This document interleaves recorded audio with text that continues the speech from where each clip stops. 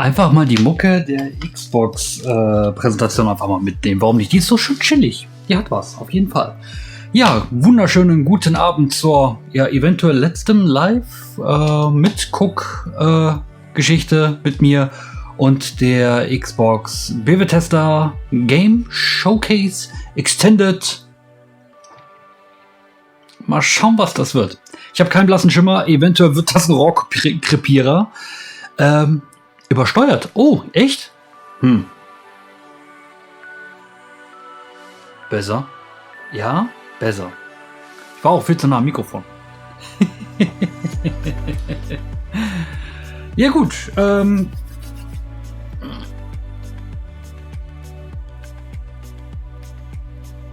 So sollte es aber eigentlich klappen. Außerdem so. Ja. Guten Abend, Bassverkehr, guten Abend, Oldfahrt, guten Abend. Ah ja, schön, dass ihr eingeschaltet. Erstmal schön locker und lässig Kaffee. Prost. Meine Haare sind heute auch wieder... Wird wohl mal wieder Zeit für Friseur.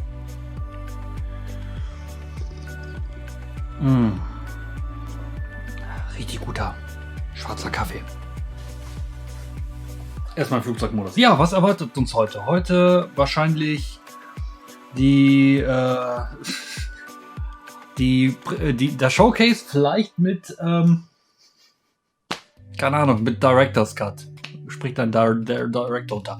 Ja, bei den Bildern, wo ich mir Starfield gedacht habe mit dem Weltraumshooter, da dachte ich, da halte ich noch ein bisschen drauf. Der Todd hat auch gesagt, wir halten noch ein bisschen drauf. Fand er gut. Ja, fand er gut. Fand er gut. Ja, fand er gut. Fand er gut. Fand er gut. Ja, und eigentlich können wir schon direkt reinseppen. Ich hoffe, ich mache jetzt die richtige Szene. Da ist er. In 5 Minuten geht's los. Wie gesagt, es steht schon grob da, was kommen wird. Ne? Behind the Scenes, Pentiment, das ist ja die neue Xbox IP, die, glaube ich meine, komplett exklusiv ist. Das ist zumindest das einzige Spiel, was dann, glaube ich, auch gezeigt worden ist, was wirklich nur auf einer Xbox-Konsole rauskommt. Na? Und sonst, ja, Deep Dive, Ara, ja, das komische Civilization Lookalike. Zu dem anderen Spiel mit A haben wir nichts gesehen, ne? Was ja an Skyrim angelehnt sein soll, also so ein Elder Scrolls quasi. Vielleicht eingestampft, weil man hat ja jetzt Elder Scrolls. Warum sollte man eine Kopie von Elder Scrolls machen? Ne, keine Ahnung. Nach dem, was ich auf Twitter gelesen habe, erwarte ich auch nichts. Also ich glaube nicht, dass wir vielleicht mehr Informationen kriegen zu Spielen, die halt außerhalb dieses 12-Monats-Rahmens weiter herausstechen. Na, die Frage ist, was ist mit Fable? Was ist mit Perfect Dark? Was ist mit Everwild? Was ist mit Avo? Wo war? Was sind mit den Titeln? Na. Aber sonst schauen wir mal. Also wie gesagt, ich erwarte nicht viel. Avowed. Ey. Wer bei dem, also ich keine Ahnung, wer bei dem Namen eventuell zu viel Lack im Durstlöscher drin hatte. Keine Ahnung. Avowed, Ara. Ja, wir nennen alle Projektspiele einfach mal mit A. Avowed, Ara. Was brauchen wir noch? Wir brauchen ein Jump'n'Run mit einem Maskottchen, aber es muss mit A beginnen.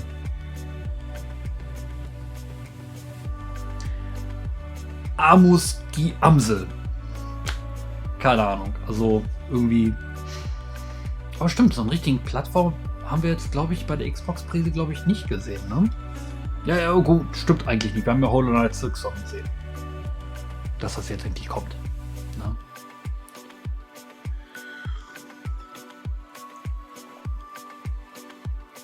Mario-Fan, grüß dich. Schön, dass du eingeschaltet hast. Bethesda Interview, Pete Minus, okay. Wenn noch schön, wer da drunter stehen würde, Director von Doom oder so. Wie gesagt, ich habe einfach noch nicht die Hoffnung. Also das Einzige, was eventuell passieren könnte, und noch falsches Logo. Yo, Dankeschön für den Hinweis. Direkt mal ändern. Wupp. Passt noch. Im Videoschnitt mache ich dann noch so Extended. Wo ich dann wahrscheinlich, wenn ich dann hier irgendwann mal so sitze, ungefähr so oder so. Und ich denke, oh Mann, ey. Dann taucht er ganz schnell lame auf. Ne, keine Ahnung. Ich erwarte hier echt nichts. Oh, Kasi, grüß dich. Schön, dass du eingeschaltet hast. Ich erwarte hier nichts, gar nichts. Also, ich glaube nicht, dass hier was kommen wird, wo wir jetzt alle sagen werden, wow. Ich möchte aber auch nicht, dass das so ein Rohrkrepierer wird, wie, vielleicht kann man sich erinnern, vor der Gamescom letztes Jahr. Also vor dem Opening Night Live mit Jeff Keighley. Gab es ja auch noch eine Xbox-Präsentation, die war doof. Flight Simulator, okay. Dann saßen die zusammen mit dem Entwickler, bla bla bla bla bla bla, damit den DLC zum Top Gun noch mehr, bla bla bla bla bla.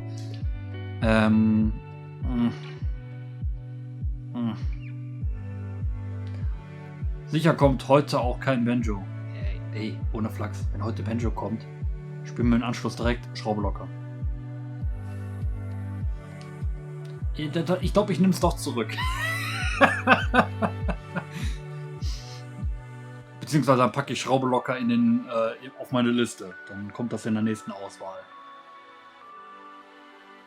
Deflag Java, grüß dich. Beziehungsweise Martin, grüß dich. Ja, wer hat noch das andere Spiel hier, Everwild, ja noch entwickelt. Aber von dem Titel hat man ja auch nichts mehr. Da gab es ja auch Probleme. Genauso wie bei Perfect Dark. Da sitzt ja jetzt irgendwie, was war das Gerüchteküche technisch? Da sitzt jetzt auch noch Crystal Dynamics dahinter.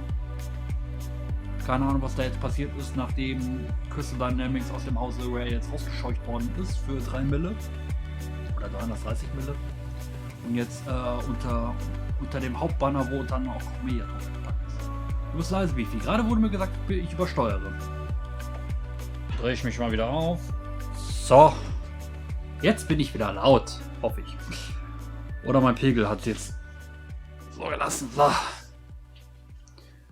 Es wird gefühlt immer leiser. Okay. Na gut.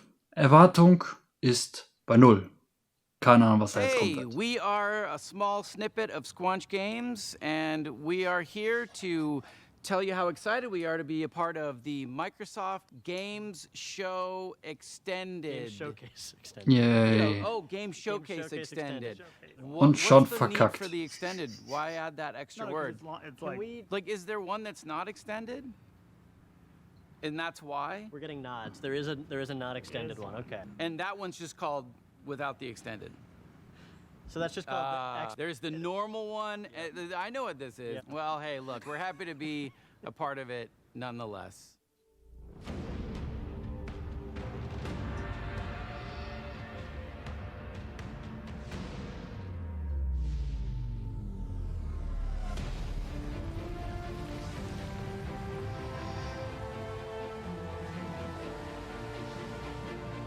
Die TwitchCon kommt am 16.70 zurück nach Amsterdam. Ah, okay, cool. Also die haben dafür extra ein Intro gemacht. Vor Microsoft, das darf kein Rohrkrepierer werden, sonst gibt's richtig Ärger. Na gut, das sind halt die Spiele, die gezeigt worden sind. Ein bisschen Diablo 4, ein bisschen Forza, ein bisschen Minecraft, ein bisschen von allem, ein bisschen.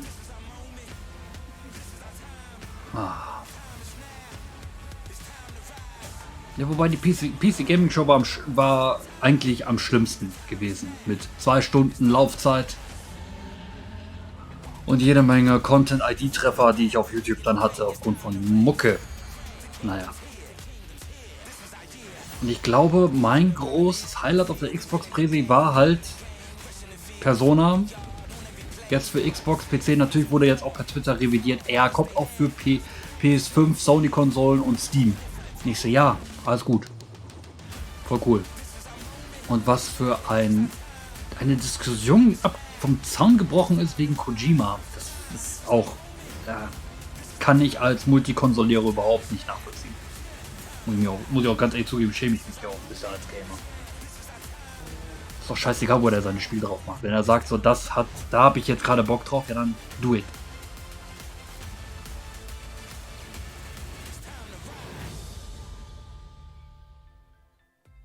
Welcome to Xbox Games Showcase Extended. I'm Aaron, this is Malik, and we have the honor of diving deeper into some of the most exciting and talked about announcements, as well as gameplay from the Xbox and Bethesda Games Showcase just 2 days ago. For the first time ever, the entire showcase was focused on games you can play over the next 12 months. That's right, Aaron. You saw world premiere gameplay from Redfall and Starfield, and today Das heißt, man bezieht sich schon wieder über die. Here to tell us more. You'll hear from the renowned developers behind the brand new Xbox franchise, Our History Untold. Dive into Naraka Bladepoint with our partners at NetEase Games Malik and Prince. so much more. Der hat letztes Jahr Gamescom mitgehostet, ne? Fans got to celebrate the Xbox and Bethesda Games Showcase with a message from our very own Phil Spencer. Also man sieht den Film ab. Er hat noch nicht ganz Feierabend.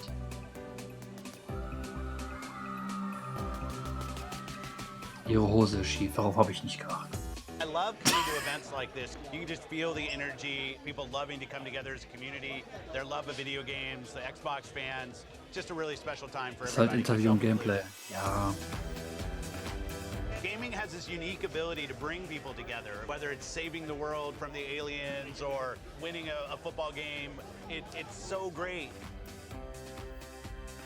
I love hearing from people. What did you like in the show? Those conversations with people that are here about areas that they like and areas they wish we would do more, I think that's something that drives us. You saw it in the show today. People said, we want to see more gameplay. And so we said, okay, great. You're going to see a ton of gameplay. Yeah, you know, I think this is our biggest lineup ever in terms of just diversity of different kinds of games from different kinds of teams, different genres. There's some franchises, Japanese franchises, don't always come to Xbox. We've been working on that. Today we obviously had Persona. It's important to us. We not only have all the games coming from our internal studios, but also great independent game developers that we work with around the world. Ja, wie gesagt, mit Persona und haben sie sich echt eingeschossen, And wirklich. he's got this really great idea for a game. And I want to be clear, because I know we say like experience and stuff. He's building Aber immer diese Aussagen, ja, wir haben das beste Line-Up dieses Jahr. Es ist immer die gleiche Aussage. Na gut, man kann auch schlecht sagen, wir haben einfach nichts. Aber hey, wir haben das. Genau, Persona 3 und 4 auf Deutsch. Royal ist ja bereits schon damals übersetzt worden. Finde ich voll gut.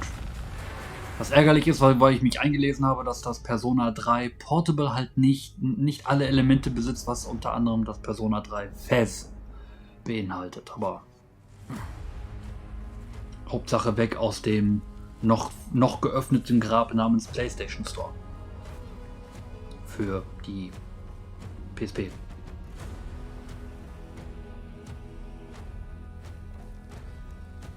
Hi, schon wieder Xbox? Ja, die Extended Version. Wir sehen gerade,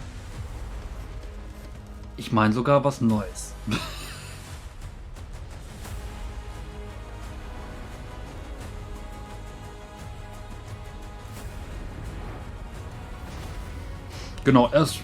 Erstmal nur Windows Store und Game Pass, später ja dann auch für Steam. Und für die PS5 natürlich auch. Also für die Sony-Konsole. Valheim. Okay. Ja. Fable? Nein. Es ist immer noch kein Fable. Wäre das Fable gewesen, wäre ich doppelt so enttäuscht gewesen. Aber hey, man kann es ausprobieren im Game Pass. Bethesda opened the showcase with a dramatic gameplay demo for Redfall and closed it with Todd Howard showing us how deep the rabbit hole goes on Starfield. And we also got a sneak peek at upcoming expansions for Elder Scrolls Online and Fallout 76. Here to break it all down for us is the man, the myth, the legend himself, Pete Hines from Bethesda. Pete, how are you? I'm great. Good to see you. Good to see you as well. So about a month ago, you all announced Jetzt weiß ich wieder, wer Pete war. both Redfall and Starfield. So I wanted to give you a chance to tell us a little bit about the decision-making process for that.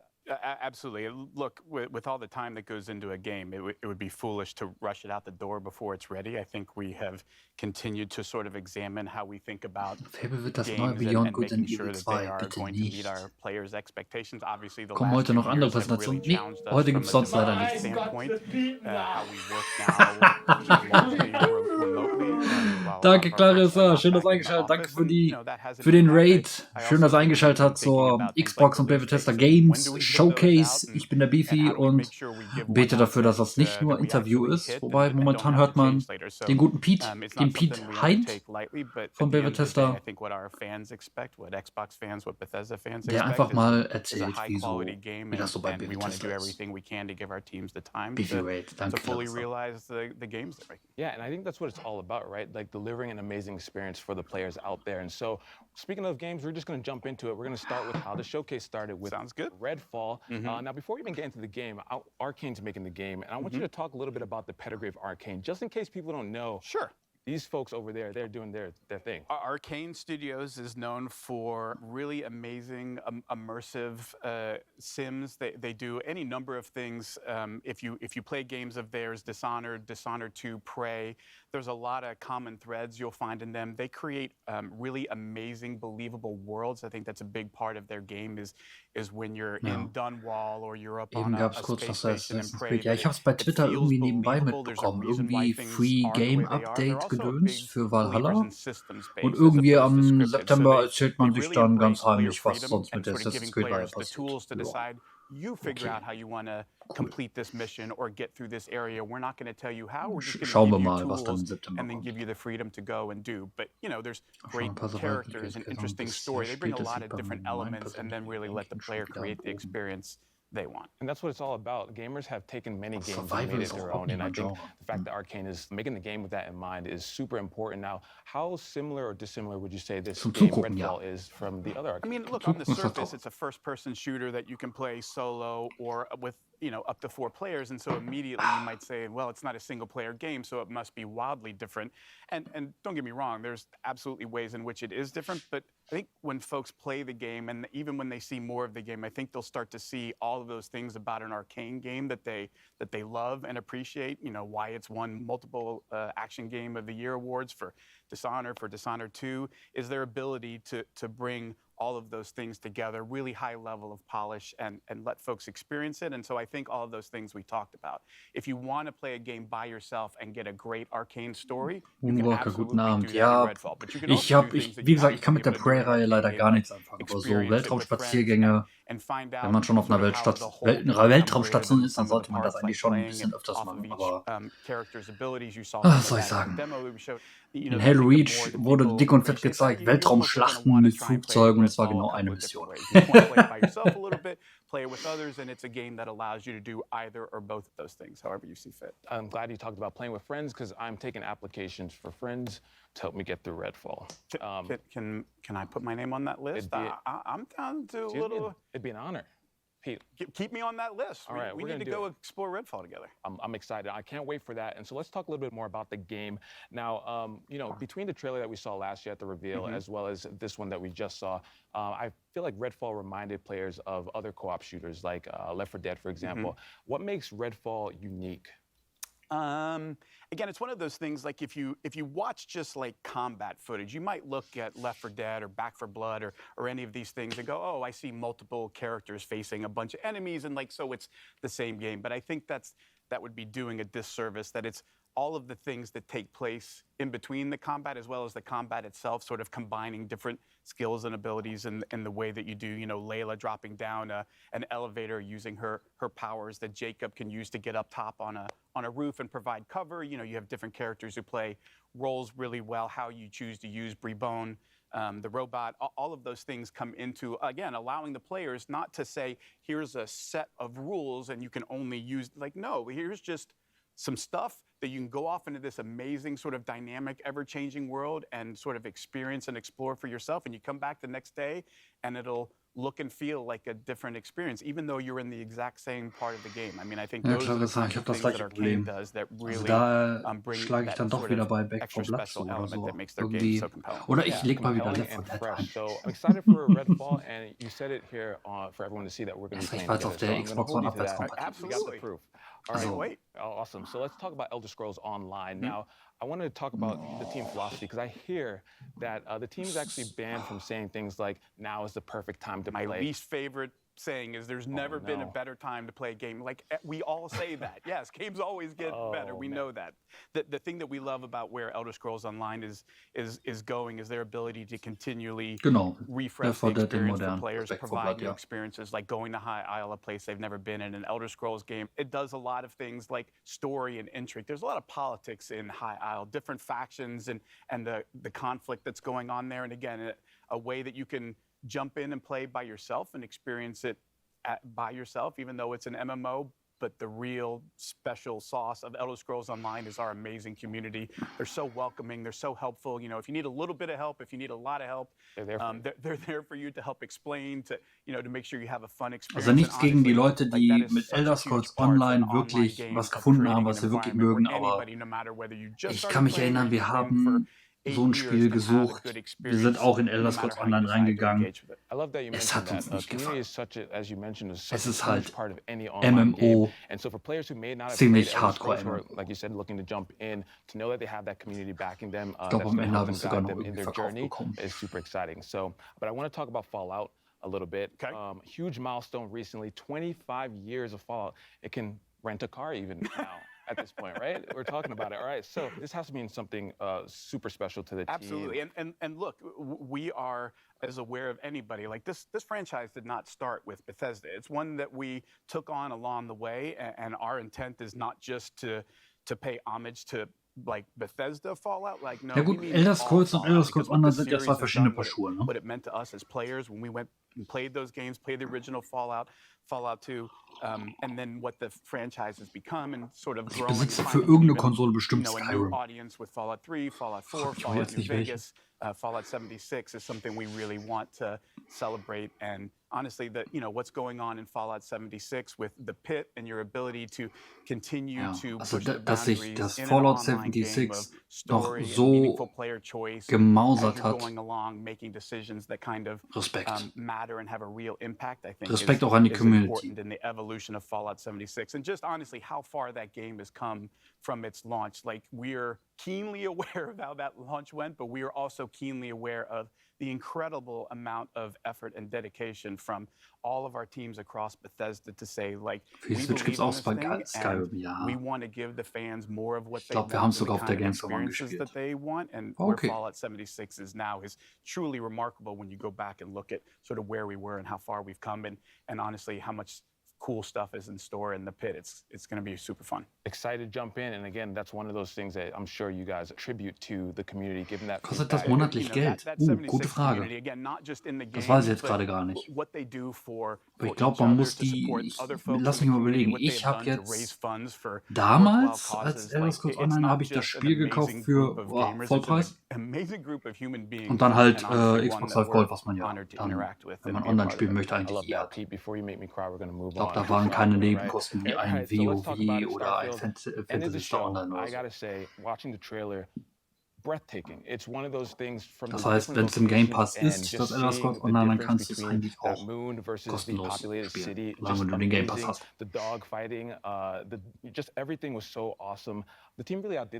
Fallout 76 gleiches. Brauchst halt die Vollversion. Und ich weiß nicht, ob das Content-Updates sind oder DLCs. Ich meine, es war nicht monatlich. Aber hat mich bisher auch nie stagniert, kann ich dir nicht beantworten. Richtig. Ich meine, es war keine monatliche Gebühr dabei oder so, was du da spielen konntest. Da, die Clarissa war es. Geil. Top, danke dir. Das hier ist nach langer Zeit ein Bethesda-Spiel, wo ich sage, hätte ich ein bisschen Bock drauf. Aber auch hier, ich guck mir hier eiskalt erst die Reviews an Metacritic und warte ein halbes Jahr. Es kommt raus, es wird verbuggt sein. Vielleicht spiele ich in der Zeit einfach No Man's Sky. Was ich auch noch hier liegen habe. That's really where the magic of a Bethesda Game Studios game happens. Speaking about the scope of everything, Todd said that this is what an epic RPG is. What does Bethesda define an epic RPG as? I think, again, it's sort of leaning into, look, there's a lot of folks who take a lot of different approaches on what does an open world mean. And Bethesda Game Studios always pushes themselves to the most freedom and least limitations, right? Where the items in the world are all real Wobei, things. was mich You walk gerade into a wundert, wie store hieß denn and das there's a bunch andere of Spiel weapons nochmal, or dieser whatever. andere That's not just Ego-Shooter, den der art on Bersi the auch gespielt hat, mit countertop. diesem Like, you can pick der those up, you Zeitschleife. can steal them and run out of it. You can Der create Flug. chaos. Like, Warum we wurde denn don't dazu want nichts to put too gezeigt? many limits on what the player is or isn't allowed to do. Oder Love it when läuft da players noch say, die "I wonder what Exklusivität happens if," auf and then they try it, PlayStation-Konsolen? and then they get to see, like, oh my lord, chaos Vielleicht ein ensued, Jahr, it was insanity, halbes. everybody was shooting at me, and like, that's, Oder I ist es schon think, raus the für die beauty of Xbox? Bethesda Game Studios, and the number of ways that they push for you to explore that, right? It's not just one, it's, you could spend thousands of hours doing nothing but shipbuilding and like focus that as all you're about, and that's okay. But you could also be about exploring every planet and finding all of the good, and that's okay. Or you could just play the main story and be like, I want a kind of experience that I'm so, guided through so that I kind of Fallout get to see First, stuff, and I okay. might stop here and there. Oh, there's a cool side quest that I got, but you know, I want something that sort of leads me through because I'm a little, you know, it can be a little daunting to say you can go do whatever I want. Like, ooh, I don't know what I should do. So some folks want a little bit of a guided path or to understand where the fun is, and no approach is wrong. Like for me, that's epic because it says we're Ein Jahr not putting any exklusiv. limits on Glaub, what you can or can't do. ich meine, We're es gonna kam ja set you irgendwann im loose and just September sit raus, back and ne? watch the beauty that you Letztes Jahr. create with your own stories Ja and gut, the dann way ein that Jahr, you dann solve problems or Ah, choose ja. to spend your time in this world we've created. Vielleicht war es auch in der Übersicht You know, what you irgendwie said da. about, you know, those moments that maybe you experience that I don't. Like those Sag are some of the Oleg, best grüß moments that I dich. Wie think oft back noch? to Keine Ahnung. playing Vielleicht gibt es RPGs von der when Extended discussing noch eine with friends. Oh, did you Extended-Variante. see that? No, I didn't see that. Where did you see it? Mit And track them down Entwicklerkommentaren. and find it. So I Gott, think ey, der that's gonna Pete be one wieder, of der those zieht We mich hidden nach talk about irgendwie. that a lot, Kacke. that sort of water cooler Hey Todd, mentality. komm mal her. Come in the Guck mal, next guck dir mal day den and you Pete an. talk to everybody about what you did, and you were like, wait, Keine I did that Ahnung. quest, but I did this completely different thing, and you sort of start to appreciate all of the choices that you could have made. You didn't even realize were an option. Like, oh, I didn't even think about doing that. Like, oh yeah, I just ran in and stole his ship and shot all of his crew members and took off. Like, you can do that? Like, oh yeah, you can do anything. Like that, I think that is a special part of a Bethesda Game Studios game. And when we say epic RPG, we mean all of the stories. Ja, All of them. aber You just gave me some ideas for Starfield stealing ist people's halt ships. So I Skyrim mit appreciate Knarren im that. Weltraum. That's going to be top on the list to do in Starfield. Now, Oder sehe ich das we falsch? saw quite a bit of combat and action in the game. That seems to also be, in addition to Oh exploring Mann, and wir everything, werden that sehen. seems to be another huge focus. Nee, of the game. Absolutely. Anfang I mean, nächsten Jahres you know, soll es look, dann so if sein, you ne? look at a Ne? game like Skyrim, which like everybody's played Das habe Skyrim ich in die at this Tasche, point, in die, it can, Ta you know, in die combat Tasse is a big genuschelt. part of that. Ne? Unless you decide it's not. Like if you're one of those folks that says, actually, I'm going to do the alchemy thing, and I just go off and pick flowers and make potions and like live another life in another world this way, then combat isn't part of it. But look, we know in an epic RPG, there's always bad Naja, people, es sind ja nur you know, 90 Minuten. shooting at you. Es hätte schlimmer Sometimes kommen you gotta können, so return 2 Stunden fire, PC and Gaming there's a lot Show. of fun to be had there. And so, you know, providing a lot of different skills that sort of determine how good you are in combat, combined with all the different weapons in the game, and then you layer in ship combat and all of these other things, it starts to sort of paint a picture of just how broad or how deep the rabbit hole goes. It's going to be so impressive. And you touched on it a little bit, and I want to talk about it because this was when I'm watching the video, the demo, what I saw, and it really caught my eye is around the ship. It's not just getting in the ship and that's your ship. There's so much behind it. Can you talk about it a little bit? Yeah, like every ship is customizable to the nth degree, and not just like cosmetically. I want my ship to look like this or look like that, though obviously that's totally a thing that you could do if all you care about is cosmetics. But it goes much deeper than that in terms of like what kind of shields you have, what kind of weapons you have, like what kind of ship are you building? What do you want it to be good at? What trade-offs are you willing to make or not? And then the other part of it is, of course, well, you can't just like, it's a spaceship. Those aren't cheap. So you have to figure out like, how am I going to do this? Where do I get the resources to build this stuff? What kind of, you know, skills do I need to level up to improve different parts of my ship beyond, you know, what I could do without those skills? So there's a lot of, again, choices in terms of you get to decide that, how much you want to put into that or not. Do you just want to give somebody money for the parts that you want? Do you want to build it? All of those things are sort of part of the fun of deciding how much do you want to interact with this and how do you want to interact with it? Absolutely. I mean, just as you mentioned, the scope, the level of player agency, something that I feel like is going to just make Starfield such a special experience. So between Redfall, ESO, Fallout 76, and Starfield, you all are just We got a few Killing the games game. coming. Yeah, we got a few games coming out. It's gonna be so great. Pete, thank you so much for stopping by. Thanks for having me. Of course, Pete. Now, coming up, we'll hear from our friends around the world, including Ja Squanch gut, das Games, mit dem am Obsidian Anfang ist wieder nur die Entertainment, Hälfte drin. Playground Ey, Games, and of course, Xbox das hast du fans gefühlt like you. bei But jedem first, Spiel. let's hear Siehe from the hier creators Mario of one of the world's Strikers. most popular Das ist der Battle einzige Spielermodus auch ein bisschen knapp. Wobei man da auch wieder abschätzen muss, reicht das? Oder ist das hier? Und naja. Naraka Bladestorm, das war doch hier. 大家好，我是永劫无间制作人关 Oh, 磊。 We are glad to share Naraka Blade Point, a unique Chinesisch? online multiplayer action game with players all around the globe. Naja. As a NetEase studio, Ninja Core Tekken? Nein. Entertainment is joining hands with Microsoft Nein. to bring Naraka Battle Blade Royale. Point to consoles Oder? for the first time. You could play the game on Sagen wir lieber Xbox Multiplayer. Series X and S, as well as Windows next week. We're also joining Xbox Game Pass, a platform with a huge player base and a vast, bright future. Naraka has been so well received on the PC platform. I am Genau. so grateful to the players for their Das love ist and nämlich schon support. für den PC schon seit ein As a paar competitive survival game Monaten draußen. incorporating Letztes a Jahr wurde lot das, of glaube ich, auf der action PC Gaming Show elements, Naraka gezeigt. features a range of characters with unique personalities. Each hero draws from different civilizations and cultures. Battles allow for a great degree of strategic play. You've got a wealth of melee and ranged weapons to choose from, and a vast map filled with interactive elements to explore. Perhaps you'll engage your foes in samurai combat, katanas at the ready, or maybe you'll use Persian assassin techniques and strike from afar. With your grappling hook, you can fly between temple walls and across bamboo forests with ease. Fantastic Schal, guten Abend, schön, dass du eingeschaltet hast. You can also party up with friends and use group tactics to flatten your foes.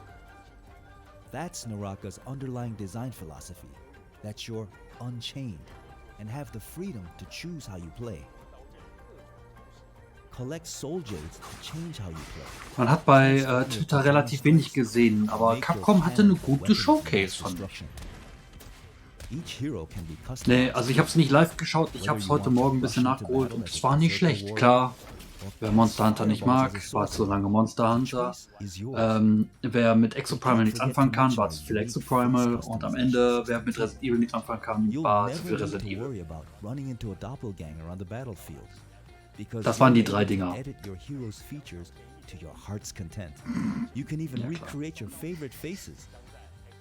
As we approach Naraka's first launch anniversary, wäre da ein Hammer gewesen, wäre da wohl was in meiner Timeline gewesen, ja. Also wie gesagt, Monster Hunter Sunbreak ist klar, das wird gut. Monster Hunter Fans freuen sich. Exoprimal, keine Ahnung, was das wird. Ich werde mich da, glaube ich, mal gucken, dass ich in diese geschlossenen Netzwerk-Dings mal reinkomme, um mir ein Bild zu machen. Weil bisher erinnert mich das ein bisschen an Lost Planet 2 und das hat auch nicht funktioniert. Das ist irgendwie, nee. Irgendwie, nein. Und Resident Evil Village gibt es ja jetzt einen Third-Person-Modus, was cool ist. Multiplayer-Modis wie Mercenaries und so ein Käse ist da auch wieder dabei, auch in einem separaten DLC und natürlich das letzte Story-DLC, die irgendwie um die Tochter des Hauptprotagonisten geht. Wer das eventuell nicht gucken möchte, weil er sich eventuell spoilert, der sollte da eventuell gucken, dass er die Teile überspringt, weil die sind sehr detailliert in diese Story reingegangen. Also ich glaube, die haben zum größten Teil das Resident Evil Village Ende gespoilert. Na, und dann halt natürlich neues Footage zu Resident Evil 4, wobei ich da aufgehört habe zu gucken. PvP and campaign mode are two entirely different games.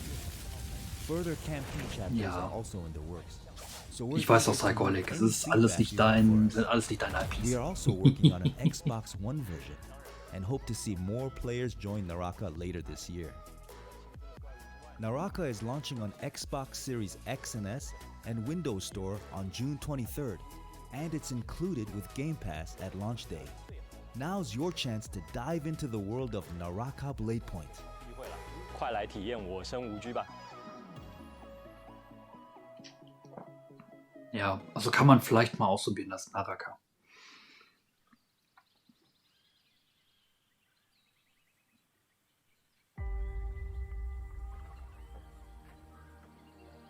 Oh, das ist doch hier Ara. Ara.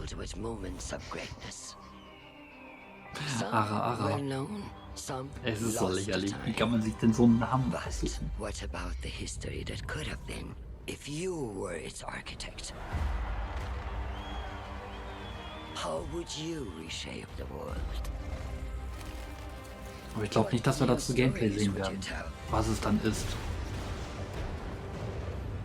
And when your people speak, would you listen? How would you lead them?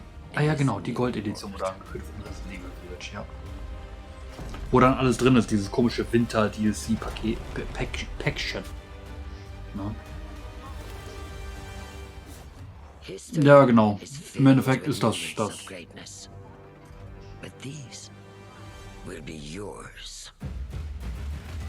Ne, wir haben schon gehört von Pete Hind, ist er, glaube ich, was so Bethesda so macht und so, und hier und da ein paar Sachen vorgestellt.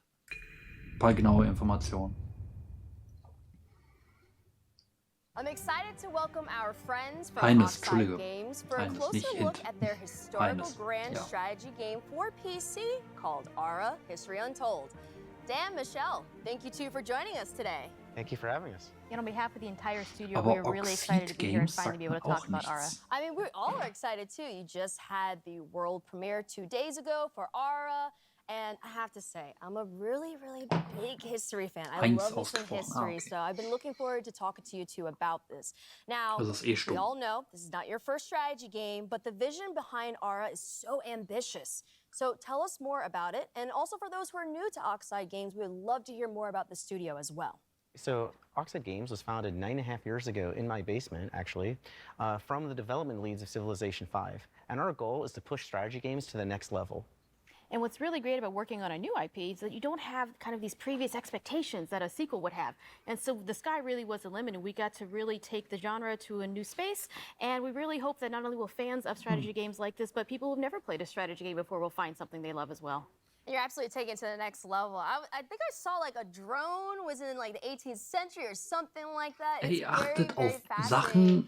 And I think that like Schuhe komisch, Hose schief, ihre Frisur. Ey. All the periods of time together. And that's a grand vision in itself. So how does the vision of Ara impact the player experience within the game? Ihr achtet echt auf Sachen. One of the kind of things we wanted to do with Ara was really explore how to make the game less about finding that optimal strategy, that optimal path, and really bring in ways to make it more meaningful to the player, make it unique themselves. So what are different kinds of choices we can bring to the player so that when you play it's different than when I play, and yet we can both be competitive together? How can we do things to really impact agency and expression and really let you express your values and your play styles through the different mechanics in the product? And Dan, what about you? How does the vision impact the overall experience? So one of the big things that we've been working on is what we call the living world. We wanted the expression of the game to manifest itself in a way that felt authentic and cool. So we've spent a lot of time on making sure that the choices that you make are expressed in a visual way. And so you're going to see your citizens doing things that reflect the choices that you've made. And this is actually really challenging. So one of the goals when we founded Oxide was to not have to tell the designers, no, you can't do that thing. And so the game is obviously huge. It's just massive. And so it's a very large technological constraint from doing something like that. But we have our own proprietary engine that allows us to really bring this alternate Earth to life. I think that's the beauty, right? Because in history, the great thing about learning history is that you learn about culture, you learn about stories, you learn about things that are probably brand new to your eyes. But the way that Ara helps you remix, reimagine, and rewrite history is a beautiful sight to see. And I'm excited to get my hands on it, and I'm sure everyone else is who's watching. So let us know, where can we learn more about it, and when can we get our hands on it? Because I need it today.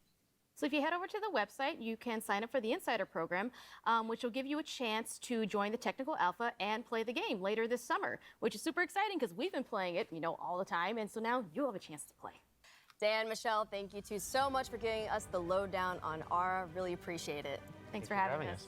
Grounded is finally leaving early access and moving into full release with a highly anticipated story mode. Also für Interviews geht das doch eigentlich relativ fix, ne? Oder? Oder liegt es an der Moderation? Da ist weniger Jeff Keighley drin. What can players expect from the 1.0 launch of Grounded? The big one, of course, is going to be a complete game, and that means story, right? You know, from beginning to end, you can play through, you know, why are you here? Who put you here? Yeah, exactly. And how Na, you aber get das hat home. mich I think auch those are the big questions that people are asking absolut about überrascht, dass Grounded. Grounded noch in der Alpha, beziehungsweise in dieser Early Access Gedöns noch war. Das And one of the ich dachte, jokes Spiel was, ist hey, draußen. what if we did backyard survival? Everyone was like, yeah, that's Für a die halbe very Stunde zieht unusual sich schon. idea. Oh. But I think there's something there. One of the things that we did early on was establish the art style. Der Chat lässt momentan die Things Zeit sehr started, schnell like, laufen, was coming ich to sehr gut life as finde. we did the initial prototypes and like seeing some of the cool things, like the first time we added like the spider into the yard, yeah. seeing the reactions of people in the office, like even like jump scares, like people screaming.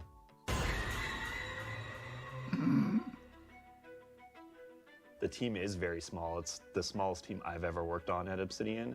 I wanted everyone to be able to participate on the design side of things. So I said everyone is a designer on the team. And I think that extends into our community and how we're building the game in game preview and early access. That's probably one of the big successes of the game is how close we work with the community and take all their feedback and suggestions. I think it's super rad. For a game developer too, that is a huge thing just to get people's feedback. Ich glaube, ich hatte das Problem schon letztes Jahr gehabt, dass da wenig. Ja, habe ich Bock drauf. Also bei Xbox ging das ja noch, glaube ich, mit Horizon 5 und Halo. Ja, dieses Jahr ist es ja wirklich sehr wenig geworden. There's a lot of surprises. There's a lot of you know, things that I think players aren't going to expect. And I think I know what you're aber ja, generell. Ich habe mir zwar ein paar Spiele ausgeschrieben, aber im Endeffekt bin ich dann auch mehr so in dieser Indie-Sparte gelandet, ganz schnell.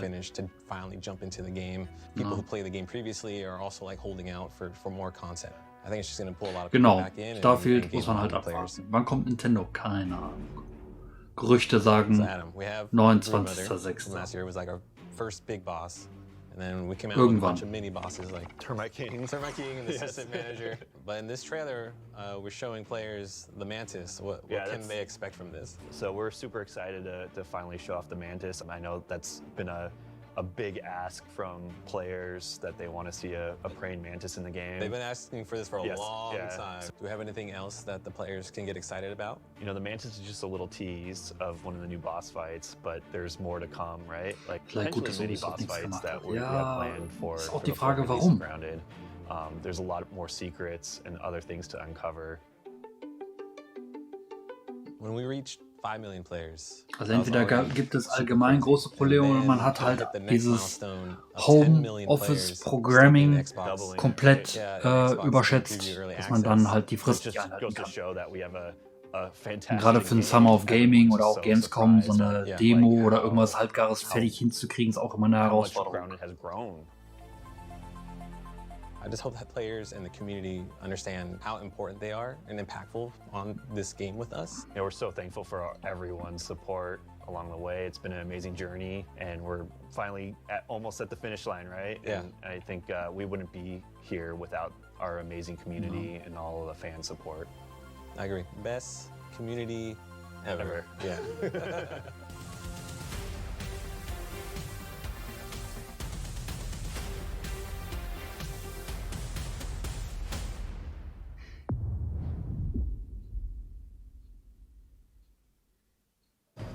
So I got a call from my good friend York Newman, the head of Microsoft Flight Simulator. He told me it was imperative that I meet with him.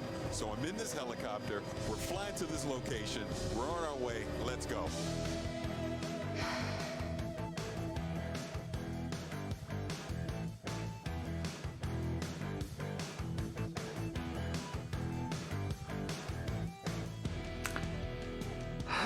Hey, Paris, good to see you. Good to see you. Thanks for coming to DC, man. No, thank you. What am I doing here? Later. Let's get in. We don't have much time. Oh, okay.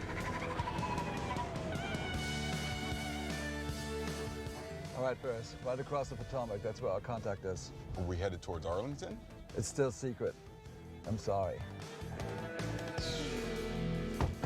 York, what is this place? Oh, you'll see. Let's go. Die haben doch, glaube ich, letztes Jahr vor Opening Night Live haben die doch zusammen getratscht über den Flight Simulator. Oh nee, ich habe jetzt schon den Hintergedanken, dass das wieder sehr lange dauern wird. Sieht realistisch aus, ja, weil es real life ist. Nick, how's it going? Hello. Paris, I would like to introduce Nick Partridge from the Smithsonian National Air and Space Museum. Thank you for having me. But this makes a lot of sense. I saw during the trailer there was a collaboration between the Smithsonian National Air and Space Museum and Flight Simulator. Here we are at the National Air and War Space der Museum. Hamburg-Pirat ein bisschen. So let's talk Was about hat er the denn geschrieben? collaboration. Tell me more about that. Well, Jorg and I have been talking for more than a year. He was looking for me, and it turns out I was looking for him to ask the same question, which was, don't you think that our organizations have a lot in common? Dedicated to bringing flight to everyone, and sorry, hat dann halt doch wohl reagiert. Of St. Louis, which is in the Smithsonian ever since 1928. Mit vielen O's, ja, das ist schlecht. Das mag dann halt which is doch what we'll nicht. feature in the 40th anniversary edition. But as Nick and I kept talking, it was very clear, you know, the world's foremost museum for air and space, the Smithsonian. And Microsoft celebrating its 40th anniversary. It's a match made in heaven. And there's lots of Erinnert things mich, dass you ich can do. trinke. yeah, authenticity, Trinken soll. accuracy, access, it's all there.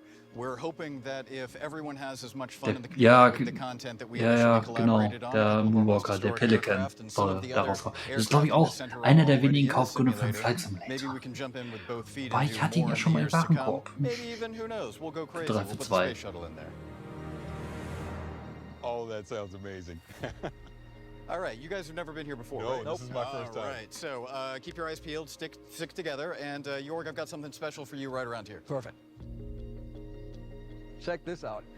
This is my favorite plane, the Junkers Ju-52 3-motor. Amazing. Man, that is an awesome plane. And as I look at all these planes around here, Ist schon erschienen, ne? the Genau. question, are you going to put all of them in Flight Sim? Maybe not all of them, but we hope a lot of them. In the 40th anniversary that comes out this fall, we already have 3. We have the Wright Flyer. Ich glaube, den gibt es jetzt auch irgendwie für 27 und ein paar zerquetscht, habe ich gelesen auf Twitter. There's a lot of things we could do. Yeah, we started with the most iconic ones, and who knows? There's no lack of opportunity. You know, I keep saying amazing because this place is amazing. And just like Flight Sim, it just keeps going. So what else is happening? Ja, aber ey, Clarissa, du kannst den Warthog in Forza Horizon 4, 5 und den Motorsport fahren. Realismus. No? Schön Pups drauf geben. Genau, 20 Euro Standard mit CD? Nice. Aber, ja. And check out this beauty. This is the Beechcraft Model 18. They call it the Twin Beach. It's a famous plane, and that's also launching today. And it's a great coincidence. It's actually a huge coincidence. Jorg's been working on that Beechcraft since before we met, but it's a great example of how much we already had in common. So Jorg, what can we expect the rest of the year from Flight Sim? We have a ton of great things coming up. So today is World Update 10. We have 2 more World Updates. Nee, das ist jetzt, wie gesagt, für die One Fans. in October. Die beiden Flight Simulator wirklich mehr als nur eine nasse Hose kriegen. Also das ist wirklich für die Fans gemacht. 40th anniversary edition. Tell me more about that. Yeah, so we're celebrating by bringing back some of the planes from Ich the sehe old das eher als sets, like Tech-Demo, from ja. 10, 9, 8, even before Auch mal zu that, wissen, was die, and was we're ja, restoring das some läuft ja of the alles über die Azure Cloud, and we're zumindest in bringing der back some of the PC-Variante, ne? airports that were in those editions. So it's a real Deswegen. celebration of the franchise. So this celebration is not only of the franchise, but the past as well. And we're also adding brand new things on top of it, like that the community really wanted. For example, helicopters. Mysoba wrote a brand new fluid dynamic system to make all that work. And then we're adding gliders, which is a completely different way to experience the planet. It's just you and the wind. Right. And then the last one is we're bringing, it's the biggest deal for simmers, a brand new real-to-life airliner, the A310 from Ja, Airbus. also wie gesagt, Flight Simulator, es ist halt kein Danger to Go. Das wäre wie gesagt cool. Dann bringen die den passenden Controller für raus, hätte ich ja schon Bock drauf. Now, how do I get this? Wobei es gibt ja, glaube ich, Flight Sticks und hast die gesehen, bis zum geht nicht mehr. Ich glaube, die sind auch alle anschließbar an der Xbox. Aber weiß ich nicht. Thank you so much. Thanks for coming to DC. Paris, thank you, Nick, for the great collaboration with the Smithsonian and for kicking off the 40th anniversary edition of Flight Sim. It's been wonderful. Thank you so much. Yeah, thank you.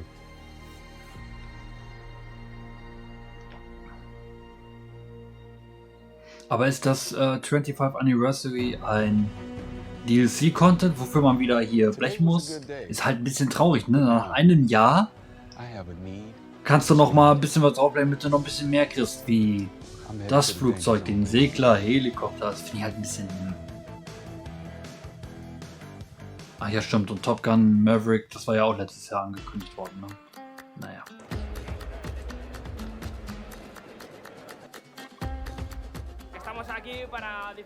Allen die Season-Neuauflagen oder so, ja.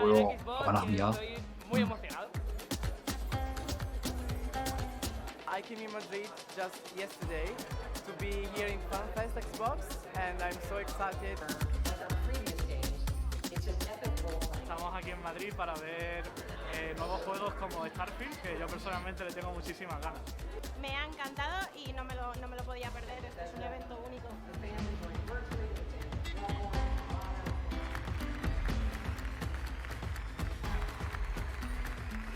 Why gaming? Just a passion. Son experiencias únicas. Me ofrecen algo que no encuentro en otro lado.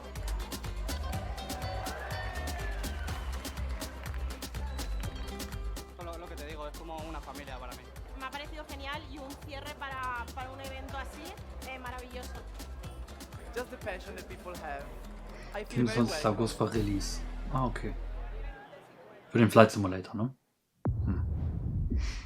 Naja. High on Life, das war ja das Spiel, was ein bisschen, wo die Waffe mit dir quatscht, ne? And we're here to talk about High on Life, our new action, adventure, comedy, Metroidvania, first-person shooter that is nothing at all, a little bit like Microsoft Excel.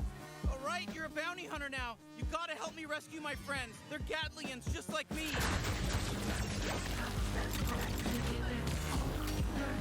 Coole Shotmeter. Hey. That's our game, High on Life. Pretty insane. There's a lot to talk about. Ja, doch. Let's dive in. So Justin, you're typically Der known for Portal-Verschnitt? working in animation. What brings you Nein. into the world of games? Beim Portal-Verschnitt hat die Waffe zwar auch mit dir gequatscht, aber hier sehen die Waffen irgendwie ganz komisch aus. So biologisch. Wie hieß denn das andere Spiel, wo die Waffe mit dir gequatscht hat?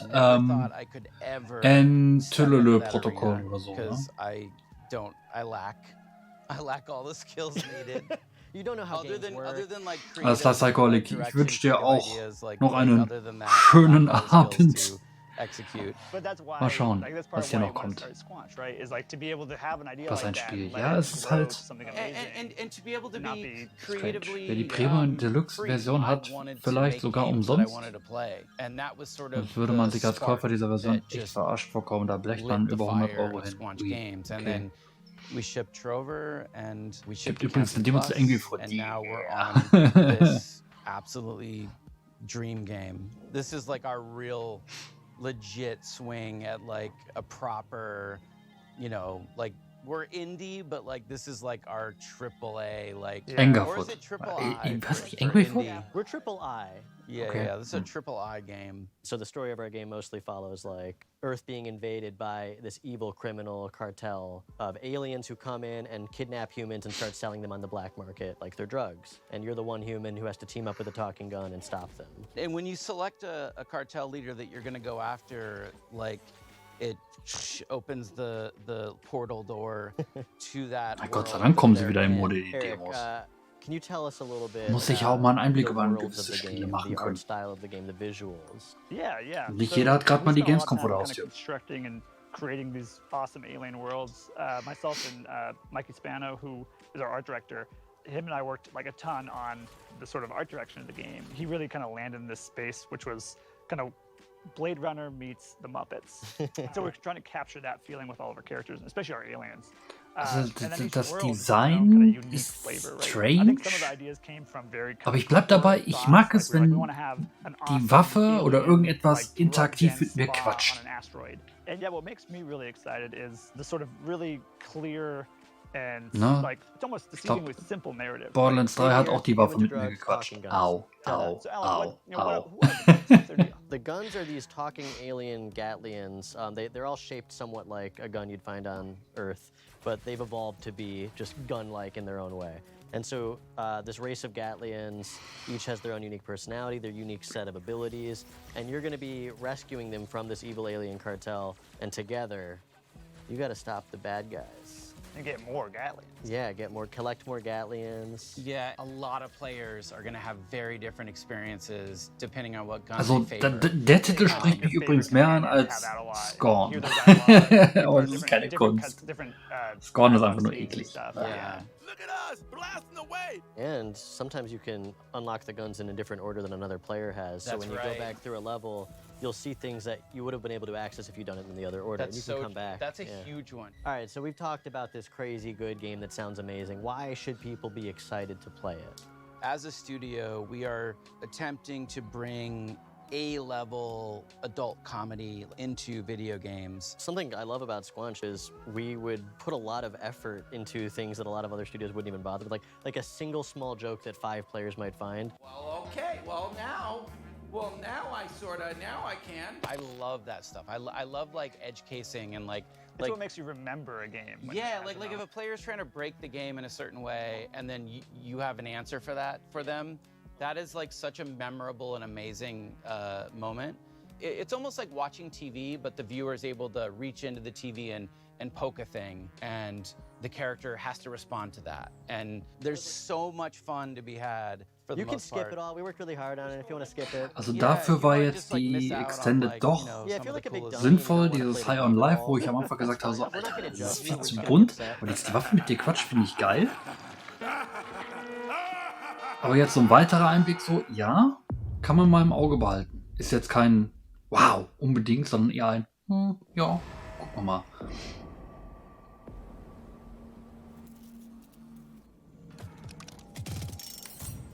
This is gonna be fun.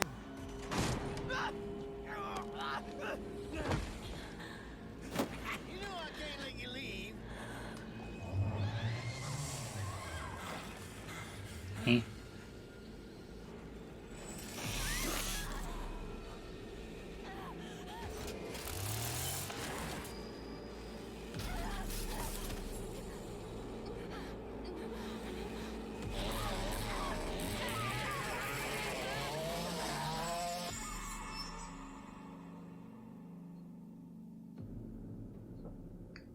Das war, glaube ich, irgendwann mal angekündigt, ne? Naja. Erinnert dann so an diese anderen asymmetrischen Shooter.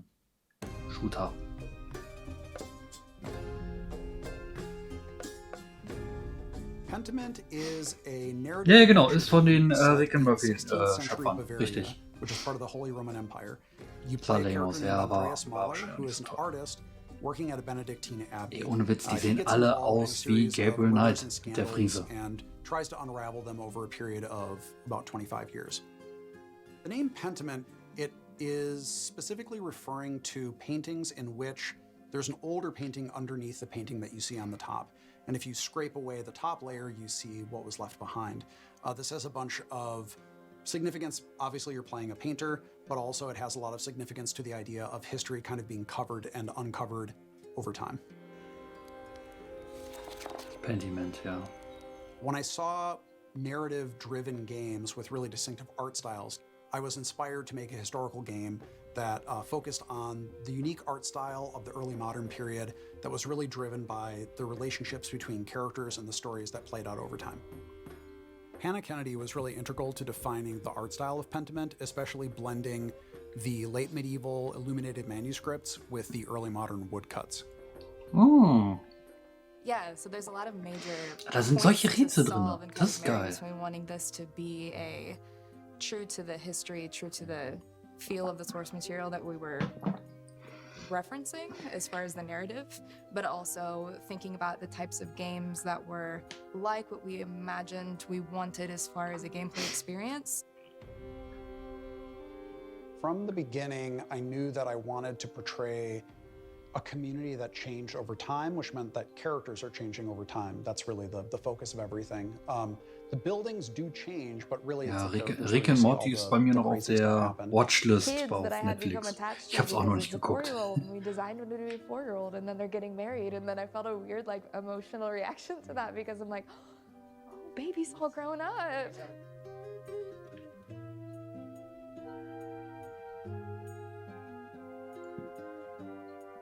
I think the 16th century has always been really interesting to me because it was a time of such social upheaval in Europe. I think when we look at social change in the past, it seems like it's a thing that always happens outside of our time. But right now, I think we're maybe more aware than ever that social change is happening constantly, and people are always struggling with it. It's always a difficult process. And so I hope that by looking at people from the past, we can see that even though the setting might be different and the specific issues might be different, ultimately we always struggle with social change.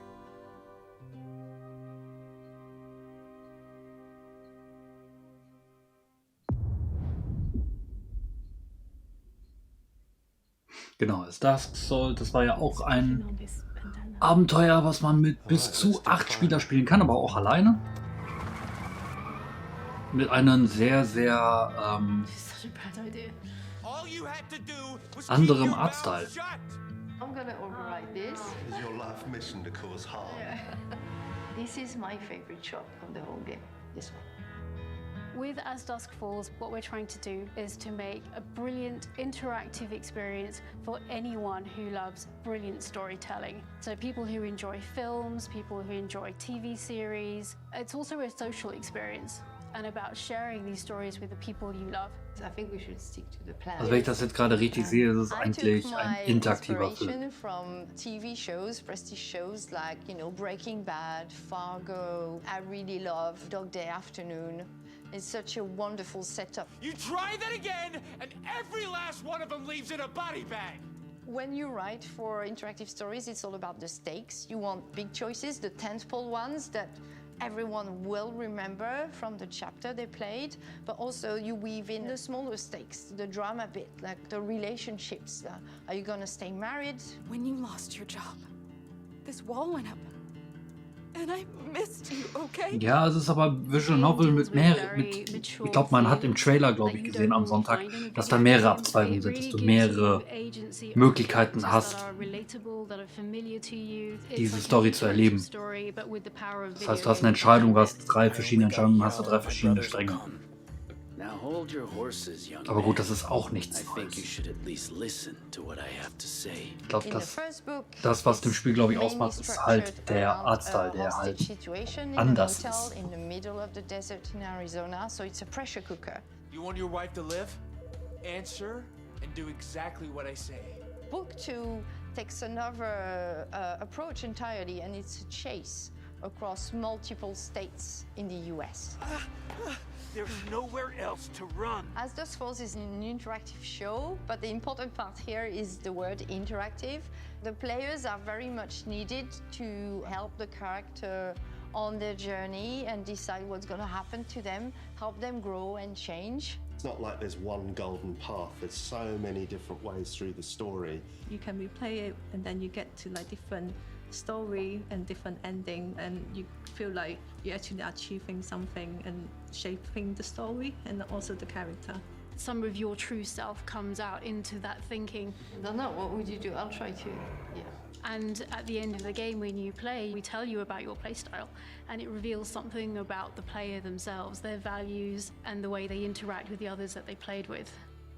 I think for me, one of the really important things was that this art style could tell lots of different types of stories. We want to take really beautiful, sort of subtle facial performances, really strong dramatic moments, and just really represent that such that every frame is a painting. It's a single player and multiplayer experience, so 1 to 8 players. Because we wanted to draw in people who weren't necessarily gamers. Gamers are going to love this game as well because it's a very mature, in-depth story. But this game really taps into your life skills rather than your gamer skills, puts everyone on a level playing field. You did well there, that is a ferocious... Ja, so sieht das jetzt zumindest aus. Auch Interaktionen werden halt alle, oder können alle machen. Discuss, you make decisions and majority wins. It's like each player is like a voice in the character head. Are you taking the money this time? I am definitely not. Take the cash. It's been a massive journey and I can't believe we're just like so close, touching distance. Na, heißt aber auch nur, wenn es dann halt mehrere Entscheidungen, mehrere Stränge gibt, dass dieses Spiel keine 8 Stunden lang ist. Man geht davon aus, vielleicht irgendwie interaktiver Film, vielleicht 4 Stunden, wobei 4 Stunden könnte eventuell schon zu lang sein. Aber die Multiplayer-Geschichte mit den Demokratisch ist auch ein, ja, wobei ist das, ja, das könnte man als Feature nehmen, aber ich glaube eher ist halt der Grafikstil. Are waiting for us in the new vibrant world of Slime Rancher 2.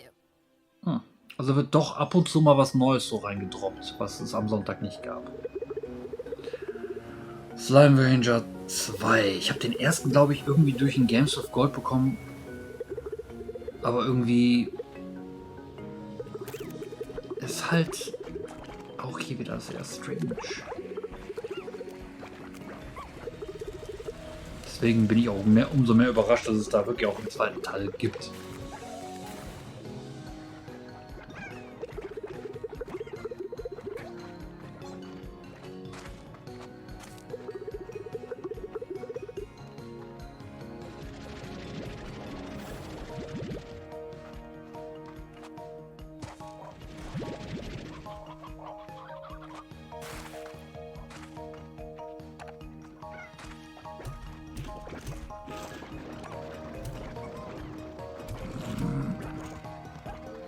Okay.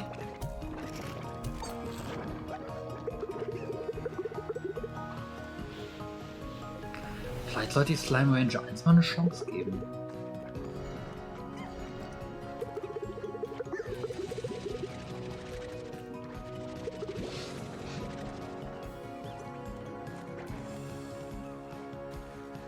Was halt alles über die Kanone. Ja, aber ist ja auch gut so.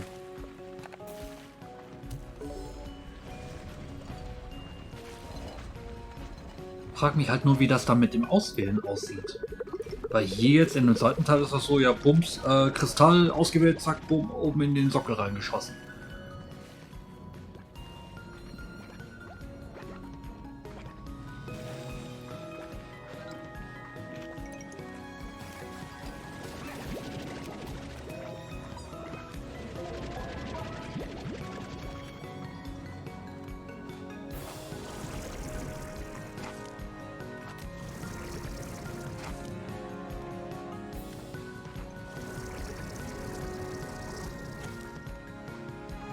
Du hast ein 1, 2, 3, 4 Menü üblich.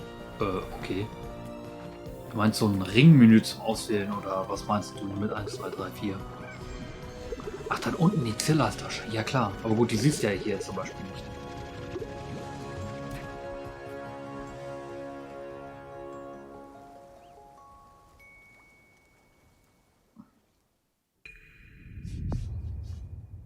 Ja, Tastatur halt. Ah, okay. Ja, dann sollte ich vielleicht doch mal die Xbox One-Variante mal ausprobieren. Ach, guck mal, der Larry. Australia. Passport. I need a passport. Where's my passport? Passport.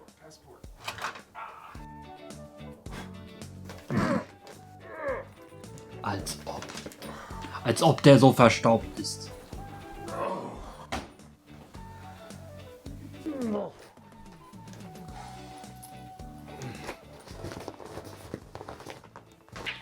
Warum? Right. Where's my Uber? All right, let's go.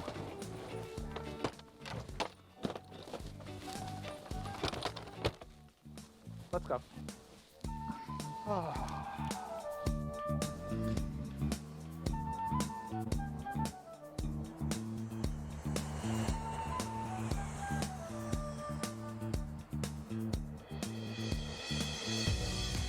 Welcome back to Melbourne. It is so great to be here in person. Get ready for the showcase.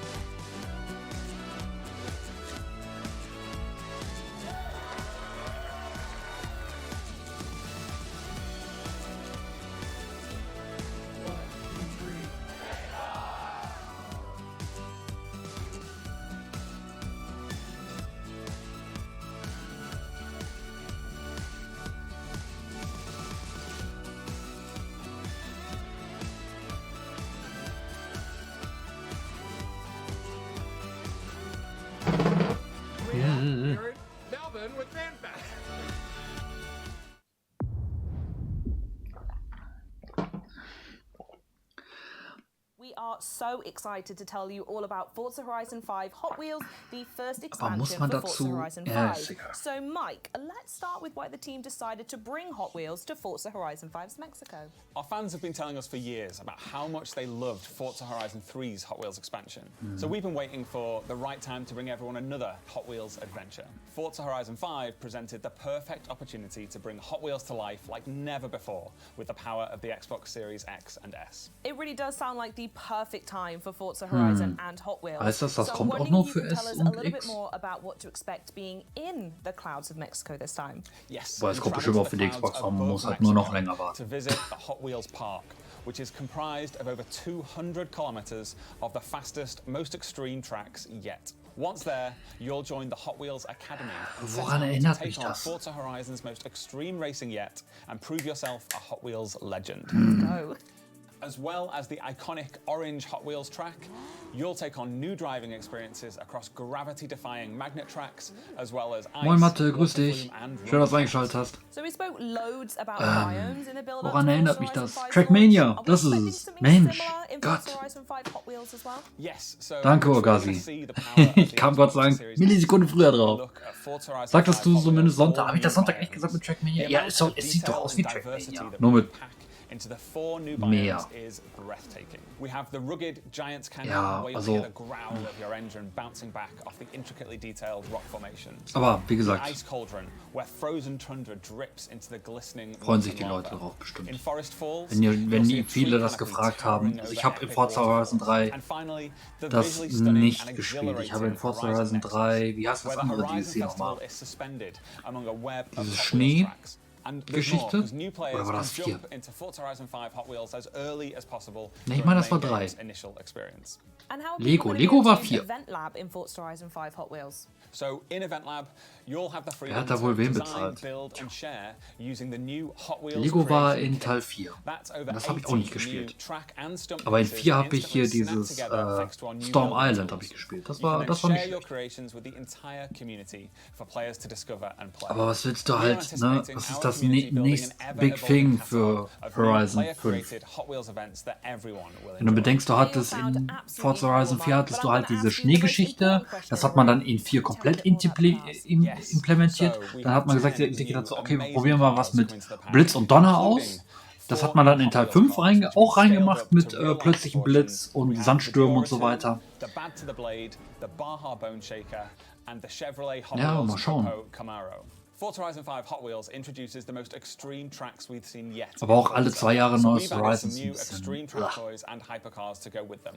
Aber I mal wanna schauen. call out the Hennessy Venom Bei Forza Horizon 6 and würde ich the auch feiern, nur nicht jetzt. GT3. Their speed is Vielleicht unlike nächstes Jahr. anything we've seen before. Oder So darauf we know das Jahr. Forza Horizon 5 fans naturally love co-op, so how is that continuing in Hot Wheels? So, in a first for Forza, you can join up with your friends and play from the Ich bin very noch gerade start überlegen, of the Forza experience. Horizon, die Serie You ist and ja your nicht friends von, will then take wo, on a wo new wird campaign, Turn 10 irgendwo moving seine your way Finger up irgendwie through mit faster drin and haben, faster aber auch classes until Playground you Games, unlock the ne? extreme speed of X-Class Die and sitzen become ja a parallel Hot auch Wheels noch an legend. You can Fable. also choose to take on the world in Horizon Open. Forza or 4 team Lego up with macht your Bock, friends echt? to take on a team of drivatars in the Horizon Muss ich vielleicht Storm. echt nochmal Ooh, ausprobieren. I absolutely love that. Final question now though, when can we expect to play? Yes, so Forza Horizon 5 Hot Wheels releases Moonwalker, on das July machen die 19th ab und zu on mal. Ich glaube Xbox Series auch X, bei S, Forza Xbox One, Motorsport Windows PC and Steam. sind die Teile Thank nicht you so mehr much online for joining me. verfügbar. This has been so much Das fun hat and was I bestimmt can't was wait mit to play. Lizenzen oder Copyright an den Autos irgendwie zu tun. Ah, guck mal, ja, wird schon genannt. Lizenzen, Autos und Musik. No. Fall Guys. Aber warum zeigen sie Fall Guys? Fall Guys ist doch tot. Nein, ich freue mich drauf. 26. Aber ist das eine Hommage? Ja, ein bisschen, ne? Die Musik kennt man aus dem berühmten Halo 3 Trailer, ne? War da gerade ein Grunt? Da ist ein Grunt.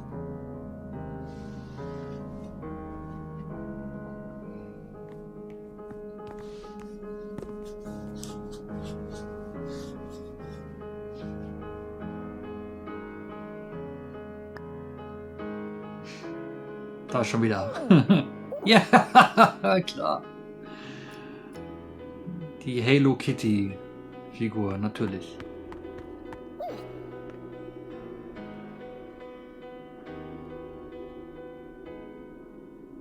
Wurde auch schon gelegt. Oh Mann. Trotzdem cool. Und ganz oben die Masterbohne. Ist schon nice.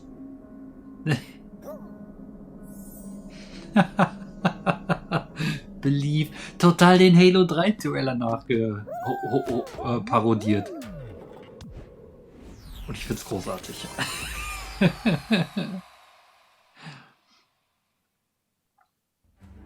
Now onto our next block, pun intended of course.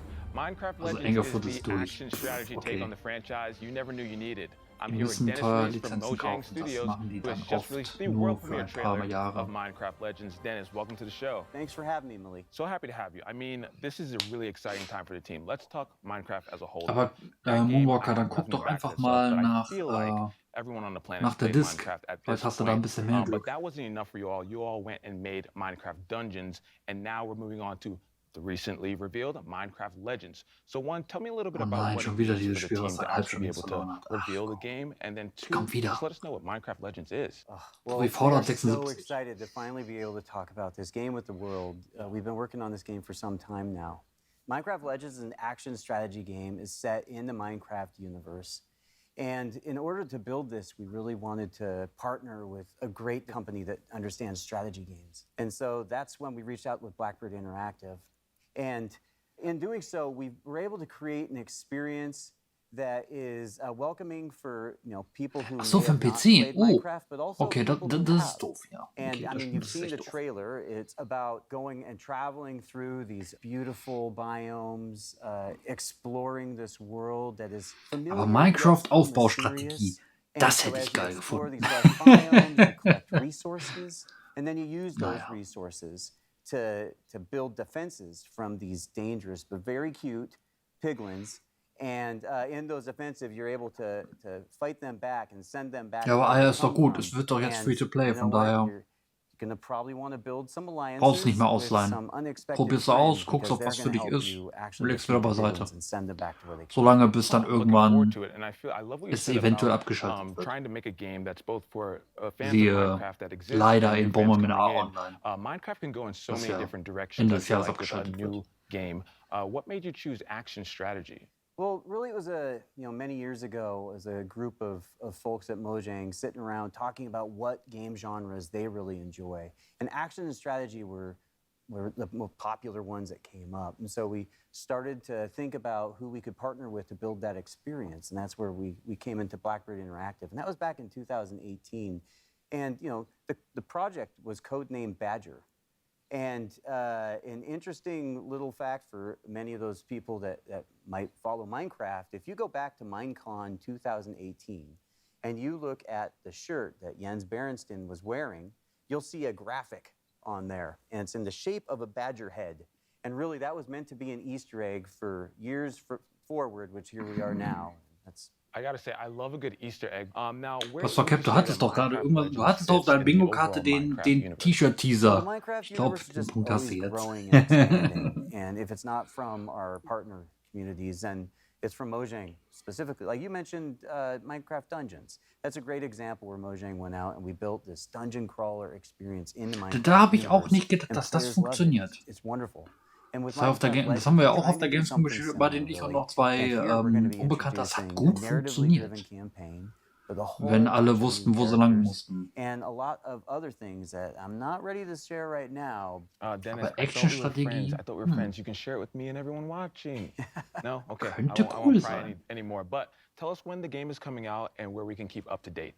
It's coming out in 2023 on PC and console on Xbox Game Pass. And if you want to know more, just follow us Twitter or jump on Minecraft.net. Dennis, I'm so excited to jump into Minecraft Legends. Thank you so much for stopping by and giving us the lowdown. Thanks for having me. So, auf zum nächsten Fanfest. It's your boy Kirsten, aka K Von Doom, and we're here at Xbox FanFest. We got a whole lot for y'all to check out, so let's get it in.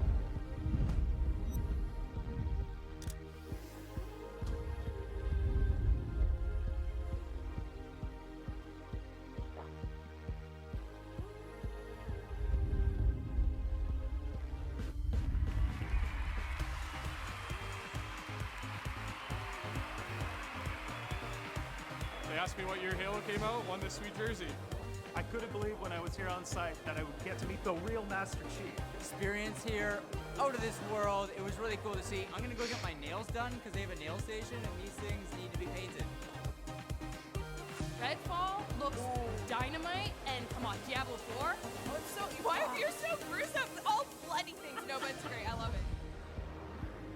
What a day we had today. Thank you everybody for showing up to Xbox Fan Fest Toronto. Had a lot of fun, saw a lot of games. Great experiences overall. Catch you in the next one.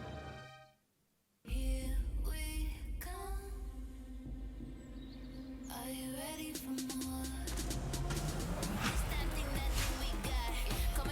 Ja gut, jetzt fehlt man noch einen kleinen Schnelldurchlauf durch, ich glaube, kleinere Spiele waren das, ne? Ja, wobei, das Hollow Knight Silk war ein kleines Spiel. Naja. Definitiv nicht eigentlich. Genau, Tiny Kin, das ist halt Pikmin.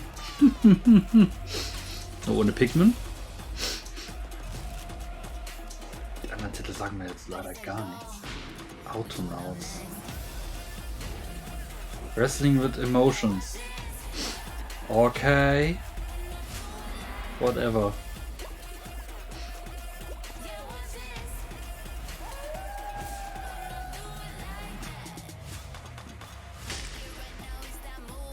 Flat Eye. Das haben wir auch irgendwo gesehen, da war ich auch irritiert, was das überhaupt sein soll. Ah, guck mal, Coral Island. Das startet ja heimlich der Muddy. Irgendwann dürfen wir vielleicht davon auch noch was sehen. Support, ja, das, ja, egal.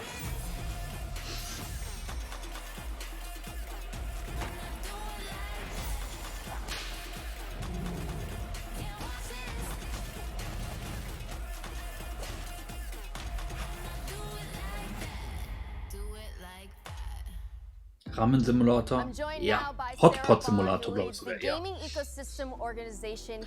Da gab es auch mal eine Zeit, da fanden dann alle irgendwie diese ganzen Simulatoren für Suppen und so weiter toll. Zurzeit kann man sich die Demo angucken zu Brewmaster Simulator. Ich bin damit nicht warm geworden. Irgendwie fand ich die nicht so toll. Sounds super important to you and the rest of Team Xbox. So my question to you is, how do creators inspire the work that you and your team do? The creators are just the bedrock of everything we do on my team. You know, when you really think about it, where gaming really comes from is it starts with someone who has a creative idea that they choose to put into a game that we all get to experience and enjoy. And that's really the bedrock of our industry, of what motivates us, is to help those people, those developers, bring their stories out. And we think about it in three ways. You know, how do we create a vibrant and engaging gamer community for them to come to through Xbox? What are the set of tools and services that we give them that make it easier and faster and more affordable for them to make a game? And how do we create a range of business models that they can use? Because a business model really enables them to perform all sorts of different types of innovation. Yeah, business models, tools, resources, all these provide choices, and it's increasing these choices for not only the developers, but the players themselves as well. Yeah. For example, you and your team just announced a new feature that's going to bring game demos to players. Can you tell us a little bit more about Project Moorcroft? Project Moorcroft. I know. I love these project names. I wish they would just let me name it, but Yeah, they just won't. say it. I know. You They know? won't. Can we change that? Well, look, we were sitting around as a team and we were thinking about some of the things that we've always loved the most about the gaming industry. And one of them was, remember when you would go to like a show like PAX or E3, and you would go to the show floor and you get to play a demo or a piece of a game, and the developer would be right there next to you, talking to you about their experience, asking you to try things out, asking you your feedback. And that was one of the things I loved the most about those experiences. Ja, das war eigentlich The way relativ that the cool. world has evolved. And so we thought, gosh, how can we make Game Pass like that? Like, how can we use the power of Game Pass and all of the great discovery and player engagement that is in it and have it create for creators that opportunity to engage with fans early as they're creating their game, and also for players to get to experience something that they're really anticipating. And so that's what we're going to do. We're actually going to have a program that enables developers to take a piece, a level of their game, and put it into Game Pass so that they can get that great feedback and players can engage with them. And we know it's a lot of work sometimes for developers to do that, so we're also going to compensate them for their participation in the program. I'm so excited for what's going to come when we launch that. I think the one thing that we all miss is that connection, right? And now that we are able to come back into conferences and stuff like that, we still need to deepen it, because by deepening that connection, you're diversifying the voices, and then that in return helps to diversify the games and bring diversity into games. Completely. So how will Microsoft help to further that front? Yeah, we think about it all the time, frankly, as Microsoft, as Xbox, in my team in particular, because creators is core to everything we do. You know, if you think about a game, it enables you to experience a perspective, a point of view, in a way that is deep and immersive, unlike any other form of media. So the importance of everyone having an equal opportunity to share their story and their perspective through a game, and what it means to shaping our perceptions, to what we talk about, to what we believe, to broadening our perspectives, is critical. And we think about that all the time. So what we've done as a team is we're continuing to expand the set of developers who we're engaging with and bringing them into the Xbox ecosystem. We've actually more than doubled the number of developers that are making games for Xbox, and we saw lots of those games in the last day, which has been pretty cool. And the other thing that we did this year is, for the first time ever, we actually have a presence in Africa. We have our first Xbox employee in Africa, specifically dedicated to working with creators in the region. So what message would you like to leave for creators who are interested in starting in the industry? Yeah, I get that question a lot. People say to me, gosh, I would really like to be part of the gaming industry. I'd love to make a game. How do I break through? How do I get involved? I say, first of all, network, talk to people, meet people, connect with people, just how you and I connected actually at an industry event, which we met at, which was super fun.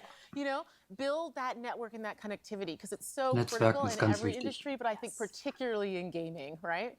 You know, go to industry conferences like GDC, meet people, learn, try that out. And if you're interested in making a game for Xbox, you can actually go to github.com, you can actually download the Xbox Game Developer Kit and get started. And once you have a game concept, you can also submit it online through id@xbox.com, and then you can self-publish to Xbox, which is another great way. And of course, if you actually want to get involved in the industry, all companies are great, but I highly recommend you check out coming to work at Xbox. I'm biased, obviously. I mean, hey, you have every right to be so. Sarah, thank you so much for joining us today. And also, thank you to all the viewers for tuning into Extended. We've heard from so many amazing developers on today's show. Now, before we finish, is there anything else you'd like to share with us? We were talking earlier about the importance of people being able to tell their story through a game and how incredibly powerful it is. I mean, when we were talking about that, I was thinking about an experience we've had as a team that's been very touching for me.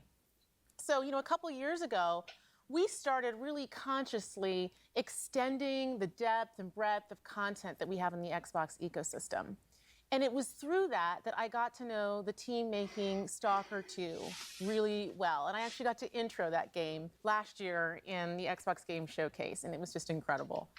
And you know, the thing was, when I was looking at that game last year, and I was looking at the story that they were telling, and they were talking about the beauty of the land and their dedication to their culture and their country, and I thought, wow, this is a cool game. This is a compelling story. But sitting here today, you know, recognizing that that team is Ukrainian, they were based in Kiev, looking at that story and what they were showing to the world just feels entirely different and far more poignant and visceral to me. You know, this is a team who's talking about their culture, talking about fighting for the existence of being a nation, of being a people, of having their own language.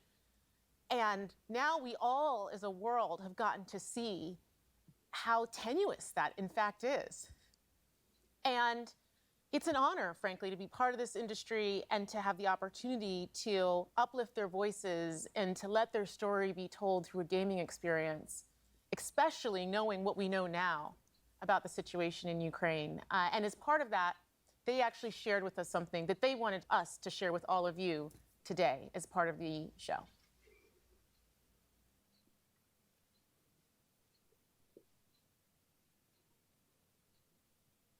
Mhm. Gut für den Hinweis. 1-1-3. Yes.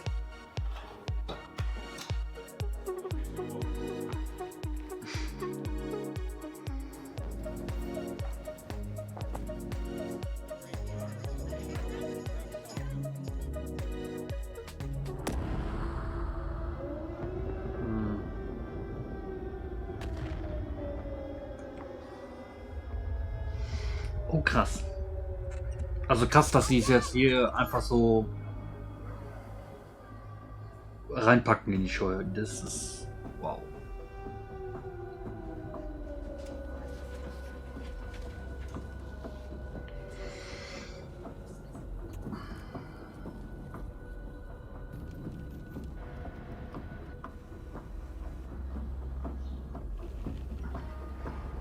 Здесь кипела работа, идеи, она не останавливалась. 3 месяца назад началась война России с Украиной. Що код робочий день починається тривоги. Під час сильних обстрілів ми біжимо в укриття. Це переноска для мого кота, який загинув ще в перший тиждень війни. Выходишь вечером, сирена, выходишь днем, сирена. Днем еще работать надо, поэтому особо не выйдешь, а вечером все время вот так. Це моє робоче Ja, ja. Вже третій місяць я живу і Wie працюю. viele andere Entwickler Зі мною auch. живе одноокий пес, врятований з-під обстрілу. Nicht nur Entwickler, auch Modder, ne? Der Typ, der hinter den Everdrives saß, der dran war, der ist ja auch geflüchtet nach Spanien, glaube ich. Hat auch in der Ukraine gewohnt. Dann war ganz klar, weg hier. Deswegen, uff. Меня зовут Александр. Я являюсь сотрудником компании ЖСК. Я с Мариуполя. С начала боевых действий была потеряна связь с моими родными и близкими. И это непередаваемое, ужасное чувство, когда ты не знаешь, живы они или нет. Я Дмитро Ясенєв, розробник Сталкера.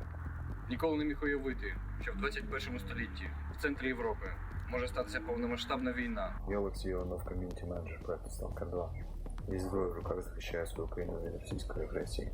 Привіт, я Макс, наративний дизайнер гри Stalker 2. Після перемоги я до неї повернуся. Побачимось на релізі. Слава Україні!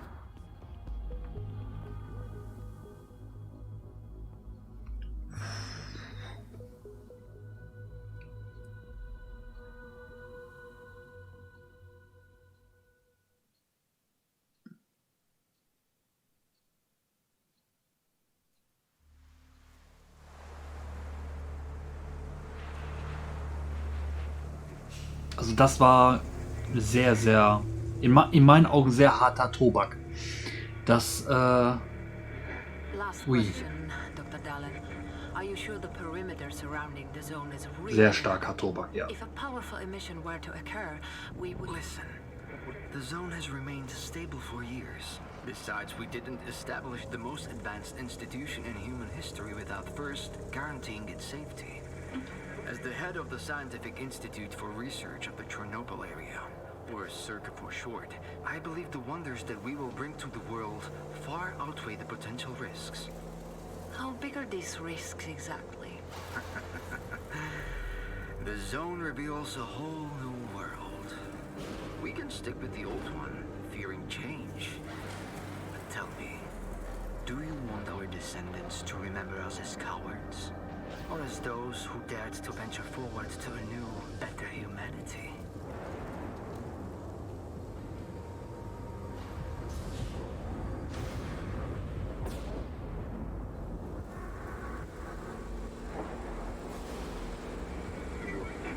The injured were evacuated.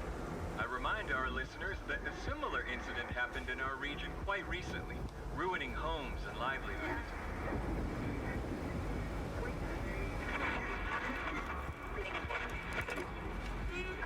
However, city officials urge people to stay calm, assuring them the situation is totally under control.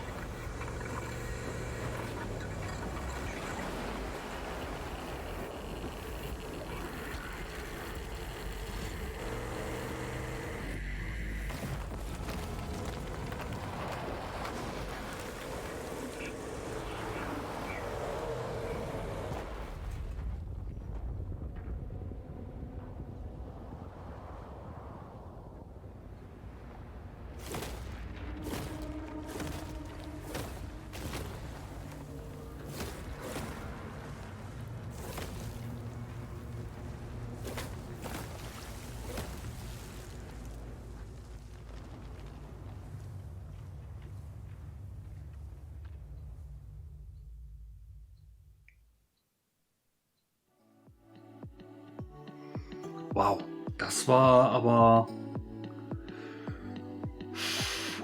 jetzt ein ganz schön, ja, ich will nicht sagen fieser Rauschmeißer, weil man könnte es falsch verstehen, aber es war schon ein Rauschmeißer, der ganz schön was hinterlassen hat. Eieiei. Also, vorweg war, ja, wenn man von vornherein wusste, hey, Leute, da passiert nichts, das ist halt klassisch, nur Interview und so weiter. Es ist halt ein bisschen fies, dass man dann die Fans auch ein bisschen da rausgelockt hat aus der Reserve. Das war vielleicht ein bisschen doof. Ja, das war auf jeden Fall eine finale Ansage. Das war sehr, sehr wirkend. Die Präsentation selber, muss ich zugeben, war besser als das, was ich letztes Jahr auf der Gamescom vor Opening Night Live gesehen habe. Aussage, Entschuldige, ja klar, Aussage, nicht Ansage, plötzlich. Selber, der Teil, es wurde ein bisschen was Neues gezeigt, meistens sehr viel neue Gameplay-Elemente, aber es war halt auch sehr viel, ja, interviewlastig. Aber es war von vornherein leider klar gewesen, dass das sehr interviewlastig ist. War nicht ohne das Ende, ne? Also ich wollte gerade sagen, das Ende war schon jetzt ein bisschen sehr, sehr, sehr krass. Krass in Form von mit Wirkung krass. Also, aber gut, der Rest, ja, also die hätten es, um die Namen nicht komplett zu irritieren, hätten sie es vielleicht irgendwie anders nennen sollen. Extended kann auch was anderes bedeuten. Sie haben es ja dann irgendwann bei Twitter auch gesagt, so, ja, da gibt es dann weitere Interviews, neuen Eindruck. Am Anfang haben sie auch gesagt, so nur im Bereich der 12 Monate, also von Juni bis Juni.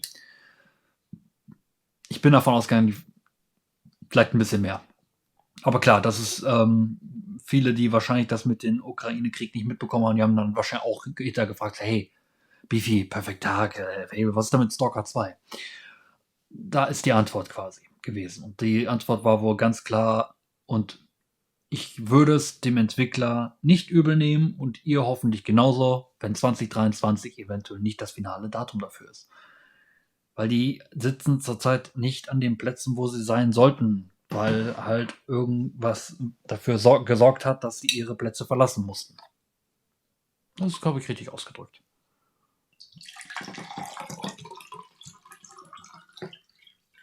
Ne, aber die Fragen bleiben halt, was auch Sonntag noch da war. Die haben halt vieles halt noch so in der Pipeline. Gut, okay, die haben halt nur 12 Monate gezeigt, da weiß man, okay, der Rest dauert halt noch ein bisschen. Ne? Genau, die haben gerade andere Probleme, richtig. Deswegen ist das schon krass, dass die da auf jeden Fall schon den Anfang von Stalker, dieses Intro zeigen konnten. Deswegen. Ne, aber ja. Sonst, die Präsentation war, ja, es war nicht ein ganzer Rohrkrepierer. Ich war gut unterhalten. Ihr habt ja ein bisschen mitgewirkt bei der Unterhaltung auch. Deswegen es war jetzt okay. Also, hätte man das jetzt noch eine halbe Stunde in die Länge gezogen, wäre es ein bisschen sehr krass gewesen.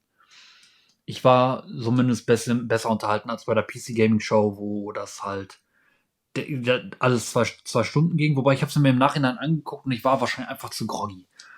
Besser als der Summer Game Fest war das jetzt auch. Ja. Weiß ich nicht. Aber die Extended-Geschichte hätte man sich auch eigentlich sparen können. Ne, da hätte ich mir dann doch lieber gestern Abend noch das Capcom Showcase angeguckt. Weil ich glaube, das war auf jeden Fall schon sauber. Ne, auf jeden Fall. Ne, gut, okay, dann wären wir eigentlich durch. Wie gesagt, die nächste Haltestelle ist dann vielleicht Nintendo, mal gucken. Wie gesagt, im September hat man über Twitter und auch gerade jetzt im Chat gesehen, gibt es dann irgendwas mit Assassin's Creed. Irgendwie im Juni soll noch was kommen mit 10th Anniversary Dragon's Dogma und 25th Anniversary Final Fantasy. Das könnt ihr euch dann antun. Ich tue es mir nicht an. Beziehungsweise ich gucke es dann irgendwie hinter den Kulissen und lese dann so heimlich bei Twitter mit, wenn da irgendwas reinkommt. Ne, aber wie gesagt, sonst ist dann halt mein Teil für Summer Game Fest dann eigentlich schon fast erledigt. Im Endeffekt jetzt das Video fertig machen und dann rüber. 16. 17. kommt die TwitchCon wieder. Genau. Dragon's Dogma und Final Fantasy 7 sind Donnerstag beide, 23:59 Uhr. Ja, ist auch ein bisschen doof getimt, ne? Also irgendwie entweder hat sich Square und Capcom da nicht abgesprochen? Also, gut, muss man halt 2 Tabs offen haben dafür. Ja, wie gesagt, gucken wir einfach mal. Und wie gesagt, TwitchCon, ja, ich habe noch nie eine TwitchCon verfolgt, muss ich auch zugeben. Ich lese dann immer bei Twitter da nicht Schlagzeilen, was es da Neues gibt. Na gut, aber wie gesagt, das war's soweit von mir. Am Donnerstag geht's dann eventuell weiter mit neuem Spiel. Die Auswahl habt ihr immer noch im Discord bis morgen, was habe ich gesagt, Mittag, ne? 12 Uhr. Bis morgen Mittag habt ihr die Auswahl. Ach, Multitasking geht beides, ja. Und sonst Twitter aufmachen oder halt seine Lieblings-News-Seite, die dann hoffentlich darüber berichten. Nee, aber wie gesagt, Donnerstag geht's dann weiter. Zur Auswahl stehen weiterhin 4 N64 Spiele. 3 davon auf Original-Hardware spielbar. Eines dieser 4 Spiele spielen wir auf der Wii, auf der US-Wii in der sogenannten Dream Collection. Ne? Also quasi habt ihr die Auswahl zwischen Kirby 64, Donkey Kong 64, Mystical Ninja Goemon und mein Alltime Favorite, Bomberman 64. Ne, da habt ihr die Auswahl. Und wie gesagt, ich habe das Kabel auch hier noch liegen. Das Playdate ist momentan wieder im Rucksack gewandert. Am Freitag auf jeden Fall, wenn alles klappen sollte, werdet ihr aber noch rechtzeitig darüber dann informiert. Und zwar spätestens am Donnerstag, ob wir am Freitag eventuell ein kleines Playdate haben. Ich habe ein paar neue Spiele. Und die möchte ich euch definitiv zeigen. Ne? Unter anderem gibt es dann Potioncraft nur in Schwarz-Weiß und irgendwelche Inventarspielereien. Und ich muss mal gucken. Es wird ein Rennspiel und ein Angespiel geben. Das kann ich auf jeden Fall soweit sagen. Und mal gucken, wie lange wir dann unser Playdate dann am Freitag einfach haben.